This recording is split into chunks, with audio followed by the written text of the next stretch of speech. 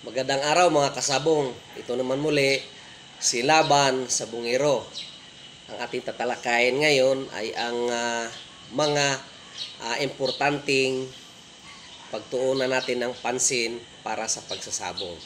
Ano yung dapat nating pagtuunan ng pansin kung tayo po ay nagsasabong, no? We are selecting our game cock. So una mga kasabong, pagtuunan ninyo ng pansin yung select the quality birds. Ayan. Kailangan nakapokus kayo sa pagiging selective ninyo. Huwag kayong masyadong bumibili ng mga manok na hindi ninyo alam, or dapat magbe-breed talaga kayo ng sarili ninyo. Or alamin ninyo ang pinanggalingan ng inyong manok, kung totoo bang quality birds ba yung nakuha ninyo. Select quality birds. Only roosters with right pedigree. Ayan. Kailangan hybrid ang manok. At saka may health. Healthy ang manok. At saka maganda ang size at saka temperament. Bakit? Kasama ang temperament. Kasi minsan mga kasabong, mayroon tayong tinatawag na mga man-fighters, no? Wala nang focus doon sa kalaban, dito na sa tao or sa nag-handle sa kanya. So dapat selective kayo. Select quality birds. Maganda pedigree, healthy ang manok. Yung size niya, no? Kailangan hindi ka rin malulugi with due regards sa derby. Sa derby kasi, kailangan mas maganda yung size ang manok. Nang size ang manok ninyo. Medium to high or pwede high station.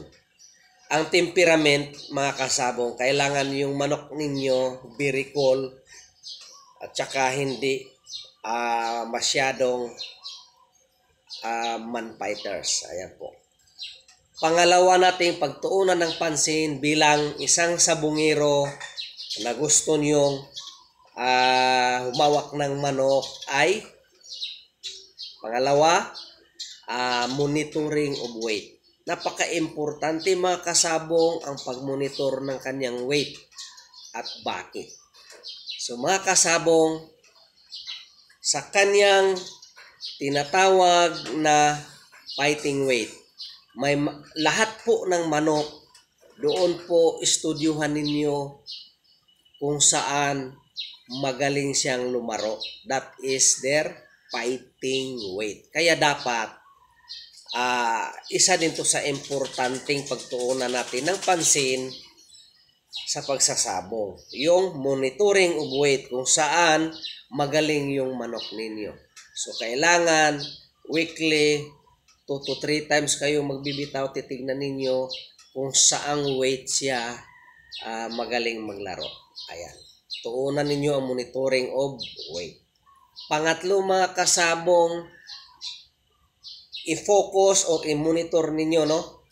Pagtuunan ng pansin ang rest and recovery. Bakit rest and recovery?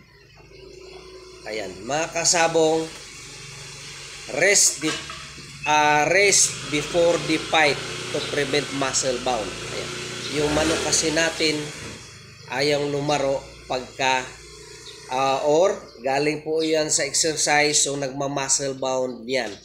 Hindi papalo ang manok pagka nagma-muscle bound or stress siya doon sa kanyang exercise. So ang minimum of 3 days, that is 72 hours or more than that, na i-rest ninyo ang manok to recover the muscles, para pagpalo, unat ang paa, hindi po pigil dahil sa muscle bound.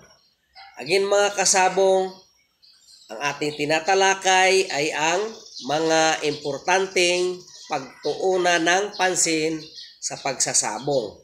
Tatlo yan. Select quality birds. Hybrid lang talaga. Pangalawa, monitoring of weight. Kasi nga, mayroon tayong fighting weight kung saan doon siya magaling, and then rest and recovery. Kasama ang rest and recovery dahil maiwasan natin ang muscle bound ng ating manok pansabong pagdating po sa exam nila. So again mga kasabong, maraming salamat sa ating mga viewers, lalong-lalo na sa ating mga subscriber. Sa wala pa, mag-subscribe na kayo para matuto kayo sa pagsasabong. Maraming salamat po sa inyo.